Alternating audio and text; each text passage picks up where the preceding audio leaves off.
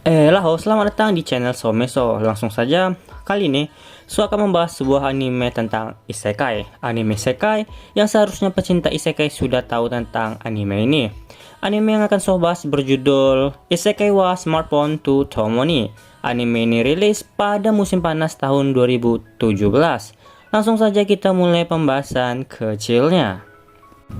Seorang dewa membuat kesalahan kecil yang dimana dewa tersebut menurunkan banyak petir ke bumi, dan salah satu petir itu secara tidak sengaja menyambar seorang siswa SMA biasa bernama Toya Mochizuki. Sebagai permintaan maaf, dewa itu akan menghidupkan kembali Toya ke dalam Magical Fantasy World, sebuah dunia yang berisikan berbagai ras unik dan tentu saja sebuah sihir. Sebelum ditransfer ke dunia baru, dewa memberikan berkatnya kepada Toya, meningkatkan kemampuan dasar Toya dan sebagainya. Toya yang telah berada di dunia barunya bertemu dengan pemilik toko pakaian sewaktu di perjalanan. Pemilik toko itu tertarik dengan setelan pakaian Toya dan ingin membelinya. Setelah urusan jual beli selesai, Toya langsung pergi ke sebuah penginapan yang bernama Bulan Perak. Di saat ia hendak berjalan menuju penginapan, Toya melihat dua pria dewasa seperti menyudutkan dua gadis cantik. Nama kedua gadis cantik itu adalah Linze Sileska dan Elze Sileska. Mereka adalah gadis kembar.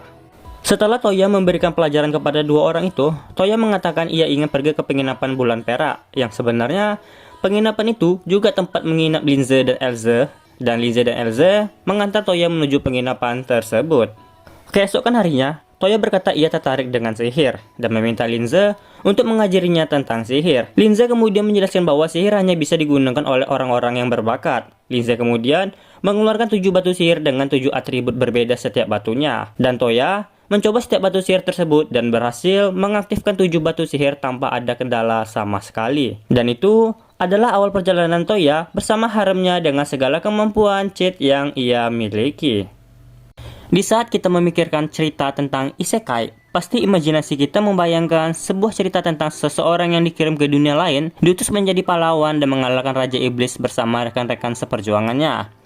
Penjelasan yang saya katakan adalah penjelasan paling simpel menggambarkan sebuah cerita isekai pada umumnya. Tapi, apakah cerita isekai tidak boleh menyimpang dari cerita yang saya katakan barusan? Jawabannya, no problem. Setiap orang berhak membuat cerita isekai versi mereka masing-masing. Selagi pembaca menyukainya, kenapa tidak? Isekai Smartphone adalah cerita yang begitu simpel dan memiliki alur yang mudah dipahami semua kalangan. Sebuah cerita yang sangat cocok untuk kalian yang baru saja ingin memulai perjalanan sebagai pencinta genre isekai. Isekai Smartphone bukanlah anime yang membosankan, tapi kalian yang telah menonton anime isekai dengan cerita yang sama lah yang membuat anime ini menjadi membosankan. Dulu, pas masih rilis anime ini tahun 2017, anime isekai Smartphone termasuk jajaran anime yang ditunggu-tunggu tiap episodenya. Dan tahun 2017 dulu, anime isekai semacam ini masih belum ada pada tahun-tahun sebelumnya. Pada musim dingin tahun 2017, rilis Konosuba Season 2 dan Yojo Senki. Pada musim gugur tahun 2016, rilis Drifter. Pada musim semi tahun 2016, rilis Re:Zero season pertama. Pada musim dingin tahun 2016, rilis Konosuba season pertama, Grimgar dan Gate season kedua. Pada musim panas tahun 2015, rilis Overlord season pertama dan Gate season pertama. Pada musim gugur tahun 2014, rilis Lock Horizon season 2. Pada musim semi tahun 2014, rilis No Game No Life season pertama. Dari deretan anime yang saya katakan, ada nggak anime yang memiliki alur cerita yang sama persis dengan isekai Smartphone? Atau nuansa ceritanya seperti isekai Smartphone? Jawabannya tidak. By the way, jangan samakan isekai Smartphone dengan Konosuba ya. Karena tidak ada cerita yang sama persis dengan isekai Smartphone, itulah kenapa dulu anime ini sangat open bagi pencinta anime. Bahkan sampai ada yang translate web novelnya karena begitu terkenal pada masa itu. Pertanyaan pertama, apakah cerita anime seperti isekai Smartphone masih layak untuk ditonton pada tahun 2022? So akan jujur saja, jawabannya tidak terlalu. So adalah pecinta genre isekai, tapi bila isekai memiliki cerita sama persis, so pasti akan menjadi sangat bosan untuk menontonnya. Terlalu mudah ditebak dan bla bla bla. Apalagi sekarang sudah banyak orang yang tidak menyukai MC yang overpower dan naif, dan salah satu dari kebanyakan orang itu termasuk So. Awalnya So menyukai MC overpower, tapi lama kelamaan entah kenapa MC overpower begitu membosankan dan malah So lebih ingin menyemangati penjahatnya, meski So tahu penjahat tersebut nggak bakalan bisa menang. Pertanyaan kedua, kenapa banyak studio yang mengambil cerita isekai yang sama persis? Jawaban untuk pertanyaan ini hanya sekedar opini So. Jadi, alasan kenapa studio mau menggarap cerita isekai yang sama persis adalah karena cerita isekai berasal dari sebuah light novel, yang dimana background tempat dan waktu masih dalam sebuah ilustrasi kasar. Dan apakah kalian menyadarinya? Hampir semua anime isekai memiliki grafik yang sama. Karena background masih dalam ilustrasi kasar, tentu saja itu berarti background animenya dibuat original oleh pihak studio. Dan pihak studio pasti akan memilih background standar dengan budget rendah. Tentu saja backgroundnya harus mendapatkan persetujuan dari sang penulis. Jadi yang bisa saya katakan, anime isekai semacam ini pasti anggaran pembuatannya tidak begitu tinggi. Terlebih lagi, anime isekai masih banyak diminati dan masih banyak yang mau menontonnya. Budget rendah dan peminat banyak, sebuah keuntungan yang besar untuk pihak studio.